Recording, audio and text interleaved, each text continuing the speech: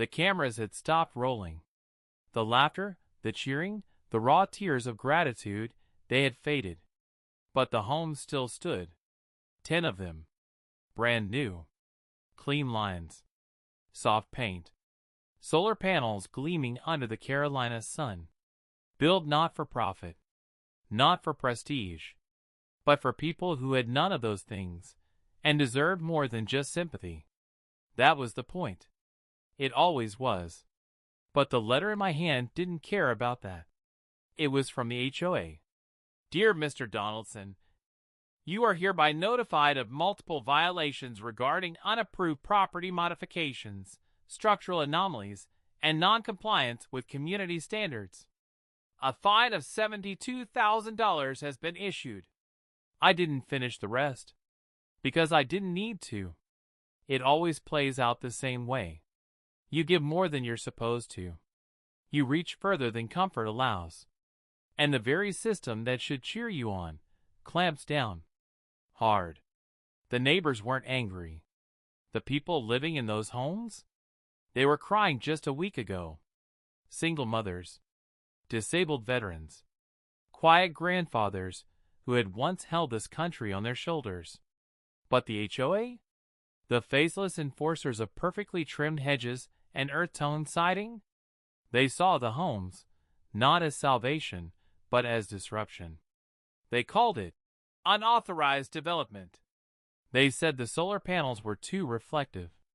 They said the homes had non-conforming character, that the mailboxes weren't regulation height, that one family had already put up a colorful curtain that didn't match the neighborhood aesthetic. Color, laughter, life. That was the crime. I remember the first time I gave away a house. It was years ago, before the headlines, before the brand deals, before the world started watching. The man couldn't stop shaking. His hands were rough. Eyes worn out from decades of being told he wasn't worth more than a trailer, and a promise that never came. When I handed him the keys, he asked, "Is this real?" I didn't know it then. But that was the moment everything changed. Giving away money was one thing. But giving someone roots? Giving them a home? That was dangerous to a system built on control. And control was the HOA's favorite word. The media loved the story at first. MrBeast does it again. 10 homes gifted to families in need. Kindness that can't be canceled. Real estate revolution? But within days, the HOA board met in secret. And when people meet in secret, they rarely plot kindness. They sent a formal letter to each recipient. Cold. Sterile. Reminding them they were part of a regulated community and expected to maintain uniform compliance. The families panicked. They had just escaped hardship. They weren't ready to face legal jargon and threats about eviction or demolition. So they came to me. Some were crying, some embarrassed. One father, ex-Marine, said through gritted teeth, "I'll sleep in my truck before I let them take that house from my daughter." That's when I knew. This wasn't just about homes. This was about power. About who's allowed to change lives, and who's allowed to stop it. And if there's one thing I've learned from building videos that turned into movements, it's that legacy doesn't ask permission. I didn't argue with the HOA. I built 2 more houses, then 3, then 5, all in the same neighborhood, each one better, stronger, smarter. They sent more letters. The fines piled up, now crossing $150,000. They threatened legal action, code violations, zoning infractions. They even said I was weaponizing philanthropy. I laughed when I read that one, because maybe they were right. Maybe kindness is a weapon when used against a system that fears being outshined by it. And I wasn't done. Not by a long shot. The final straw came when a child, 7 years old, painted a mural of his family on their new front wall. Bright colors, smiling faces, a house, a dog, a son wearing sunglasses. The HOA sent them a warning. Said it was graffiti. Said they had 48 hours to remove it or face daily penalties. I stared at the email. Then I walked outside, cameras off, crew dismissed. And I painted my own mural. 1 block over. A giant image of that same boy's drawing scaled to the side of a storage unit. But I added something. A man standing in front of a house, holding out a set of keys, and a group of HOA board members, standing behind a fence, holding fines in their hands, looking small. No words. No tags. Just truth in color. They sent their final notice that week. Demanded I stop all building. Threatened litigation. But something had already shifted. Because the neighborhood, the people, had seen both sides now. And they were starting to choose. Not quietly. Not with violence. But with truth. They put signs in their yards. I stand with the giver. Keep our homes. Kindness is not a violation. And one morning, I walked out to see the boy's mural still on his wall, but with a new addition. Someone had painted a small crown above the sun. Legacy doesn't come from fame. It comes from being willing to take the fine, so someone else can finally feel at home. They thought I'd stop. They thought the threat of lawsuits, fines, and formal HOA warnings would be enough to fold me. But they misunderstood something deeply human. I wasn't building homes. I was building people. And you don't stop when you're building people. The fines had reached over $300,000. That number alone was meant to terrify. It was more than what most of those families had earned in 5 years. But fear is a luxury I don't keep in stock. I've stood in front of burning backlash before. YouTubers turning on me. Fake exposés. Misquoted articles, rumors, false lawsuits. But this was different. This was personal. Not for me, for them. Every single family in those houses was now caught in the crossfire between kindness and control. And the sad part? The HOA still thought it was a zoning issue. It wasn't. It was a moral one. They filed suit. Jimmy Donaldson, aka MrBeast, is in violation of Articles 4C, 7B, and 9A of the Homeowners Agreement. Unauthorized construction. Unapproved aesthetic alterations. Undue media attention on private neighborhood affairs. Translation. You gave people hope without our permission. I didn't flinch. I smiled. Because I knew something they didn't. I had every interaction recorded. Every home built under proper legal permits. Signed off through partnerships with city programs, not the HOA. Every family vetted, welcomed, and supported by a growing army of donors, charities, and silent believers. But more importantly, I had the people. The court date was set. They assumed I'd settle, pay the fine, make a quiet apology, promise not to film acts of kindness in their neighborhood again. But that's not how legacy works. I showed up with a legal team. 3 lawyers. 1 veteran judge on retainer. And standing behind me, the families. All 10. Some holding photos. 1 mother brought her son's oxygen tank, wheeling it behind her like a badge of war. 1 man, a former mechanic, came wearing the same uniform he wore the day he lost everything in a flood, until we handed him new keys. And with them stood over 40 more people. Neighbors. Not from YouTube. Not for fame. Just for truth. The courtroom was silent as the judge read the charges. The HOA's lawyer spoke first, armed with printouts, bylaws, spreadsheets of regulations. They pointed out the unauthorized murals, the non-conforming color schemes, the excess foot traffic from viral attention. Then they made their fatal mistake. They called what I had done a publicity stunt disguised as philanthropy. That's when I stood up. I didn't raise my voice, didn't mock, didn't even bring up my channel. I spoke like a builder, a protector, a man who was tired of being polite about justice.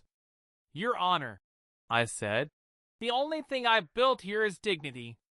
I didn't ask for donations. I didn't charge a single dollar.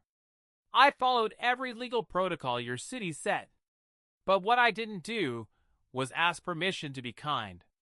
And if that's the crime, I'll pay the fine. The room was still. Then, from the back, a woman's voice broke the silence. My daughter walked into her own bedroom for the first time in 6 years. You don't get to find that. The judge raised a hand, but the tide had turned. One by one, the families stepped forward. Testimonies, real stories, tears, laughter, and above it all, a quiet defiance that no HOA rulebook could erase. The verdict? The HOA lost. Not just the case, the respect of its own community. The judge ruled. All fines dismissed. HOA forced to undergo federal compliance review.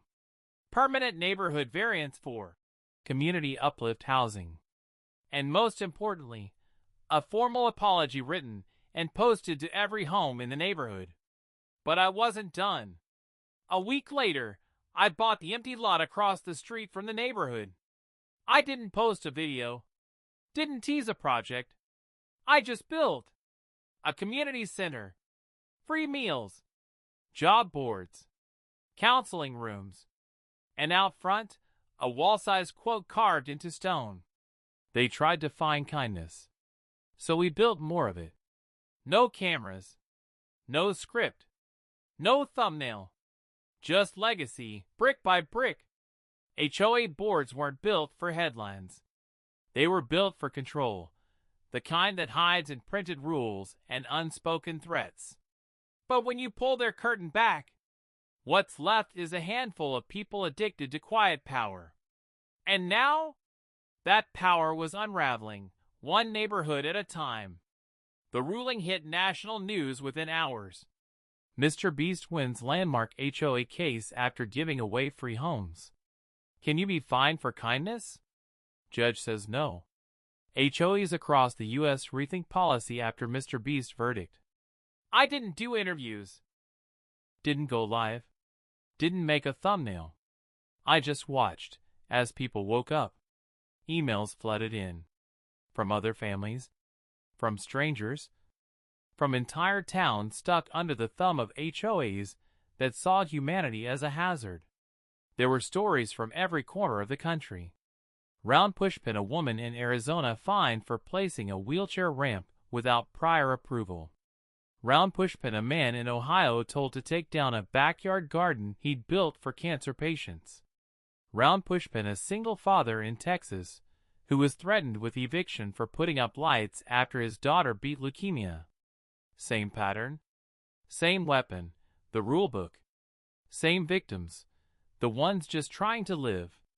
But now, they had a spark. And sparks become fire when given air. I launched HOA Watch, a free, open-source website. A public map of neighborhoods where residents had reported injustice. You could see real-time stories, upload documents, search your own HOA, see complaints, or add your own. Within 48 hours, the site crashed from traffic. 3 million visits. 12,000 submissions. HOAs across the country were being exposed, not for all being bad, but for being untouchable for too long. I wasn't canceling anything. I was turning on the light. The HOA board that sued me? Gone. Within weeks, the president resigned. For health reasons. 2 others left after internal pressure. In their place, the community voted in new leadership. One of them, a former homeowner who once feared losing her place because of a red flower pot on her porch. Now she chaired the committee. And at the first meeting, she opened with one sentence. We're not here to punish, we're here to protect. That neighborhood became a blueprint. Other communities started reaching out. And when the local news covered the changes, something unexpected happened. They stopped calling me MrBeast. They started calling me the Builder. One day, a letter arrived at my office. Handwritten. Old school. No email. No tags. It was from a man named Leonard, 76 years old, living in rural Michigan. His wife had passed away 2 years ago. He kept her rose garden alive, trimming it every morning. The HOA fined him twice because the roses weren't native to the area. He paid them. But in the letter he said, "After watching what you did, I didn't pay the third time. I planted more instead." Attached was a photo. His front lawn was now a sea of red roses. A small wooden sign at the edge read, "HOAs don't own beauty." I posted it. No music. No camera cuts. Just the image. It went viral overnight. Millions liked it. Thousands began sharing their own signs, gardens, murals, ramps, flags. This wasn't rebellion. It was restoration. People weren't burning down the system. They were planting something better in its place. Soon after, a small town council invited me to speak. I don't do speeches. I build. But Emily, a young girl from my first housing project, begged me to go. "Sometimes," she said, "builders have to talk before they build." So I went. The hall was small. The walls were plain. But the room was full, standing room only. I didn't bring notes. I just told the truth. They tried to find kindness. They tried to contain community. But you can't control what's built on love, on courage, and on sacrifice. You can't fight a father's fight. You can't regulate the human spirit. And you can't silence legacy. I didn't ask for applause. But I got it. And in the back of the room, I saw a teenager recording it on her phone, her mom whispering, "That's him. That's the builder." The next morning, a journalist asked me, "Do you think you're changing the country?" I looked her in the eye and said, "No. I think the country just remembered what it means to care and stopped waiting for permission." By now, I had done something far worse than break the rules. I'd shown people they could walk away from them. Not with anger, not with lawsuits, but with bricks, with kindness, with courage. And that terrified the ones who had built their thrones on silence. It started with a whisper. An abandoned town. A forgotten map dotted just outside the edge of county oversight. No HOA. No restrictive covenants. Just old roads, crumbling buildings, and possibility. They said it was worthless. But I saw something else. A blank canvas. So I bought it. 400 acres of dust, rust, and stories no one remembered. A place the system had left behind, and therefore, a place the system couldn't touch. I called it Haven. Not a brand. Not a product. Just a promise. No HOA. No red tape. No fines for painting your porch the wrong color. Just dignity, design, and purpose. I didn't make a grand announcement. No trailer. No teaser. I brought my crew, the real ones, the ones who had built with me since day one. And we started laying foundation. Not just for homes. For something bigger. Pushpin solar fields. Pushpin community gardens. Pushpin open libraries. Take a book, leave a book. Pushpin studios for kids to film, create, write. Pushpin wide sidewalks for wheelchairs and strollers alike. Pushpin houses with access built in, not added on. And at the center? A giant slab of white concrete, left untouched. People asked why. I told them, that's where the first story goes. Not mine. Theirs. As word spread, they came. Not influencers. Not fans. People. Families with nowhere left to turn. veterans lost in paperwork, single moms chased out of neighborhoods for raising their voice, elders whose homes had been ruled non-compliant after 40 years.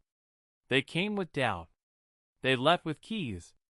I didn't film their tears, didn't monetize their stories. Some things are too sacred for clicks.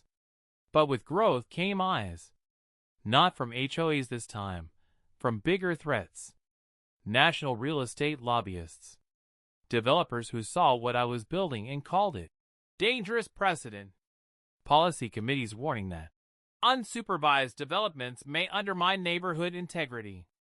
Translation: you're not playing by our rules, and you're making us look bad. One article called Haven a rogue town built on sentimentality. Another said, this is not how cities are supposed to be designed. Good. Because cities weren't supposed to shrink people to fit in. They were meant to grow around them. Then they tried to stop me. Not directly. They pressured utility companies. Tried to get zoning codes rewritten. Even attempted to label Haven non-compliant for safety standards. But here's the beauty of freedom. When you own the land and build it with love, it belongs to the people. And people protect what they believe in. The residents of Haven showed up to a public hearing in person. Mothers, fathers, teens, wheelchair users, teachers, truckers, former HOA refugees. They didn't scream. They stood. One by one they said, you call this chaos? I call it home. No one fined me when I built my neighbor a ramp here. This is the first place I've ever felt free, not just to live, but to grow. The room was silent when they finished. Even the commissioner couldn't argue. Soon after, a retired city planner called me. He said, you didn't just build homes. You built a model. He was right. Haven had no fines, no board, no power struggles. Just a shared agreement, written by the people. Respect your neighbor. Build with care. Raise your voice, not your ego. And never fine someone for being human. And that blank slab at the town center? One morning, I woke up and it had been filled. Painted, not by professionals, but by the children of Haven. Colorful, wild, chaotic, beautiful. A giant mural that read, this place wasn't designed to impress. It was built to belong. I didn't touch it. Didn't post about it. Didn't even sign it. Because it wasn't mine anymore. It belonged to them. They tried to silence me. So I built a town that speaks for itself. They tried to find kindness. So I invested in legacy. And now I know. You can't fight systems with outrage. You fight them with something better. You build it. You prove it. And then you let it grow. I used to think changing the world required being the loudest in the room. That cameras, clicks, and trending tabs were the engine of change. But Haven taught me something older. Something quieter. Something stronger. Real legacy doesn't scream. It whispers. And the world leans in to listen. It started in Idaho. A small cul-de-sac with 14 homes. One homeowner, inspired by Haven, proposed a vote to abolish their HOA entirely. It passed, 13-1. The one dissenter? He ended up joining the next meeting to offer his help building a community garden. Then came Mississippi. Then Arizona. Then upstate New York. Local papers didn't call it a rebellion. They called it a shift. People weren't running from structure. They were running from control disguised as care. They started building mini havens. Small, organic, unregulated by power, but bound by purpose. I watched it unfold quietly. I didn't insert myself. Didn't stamp my logo.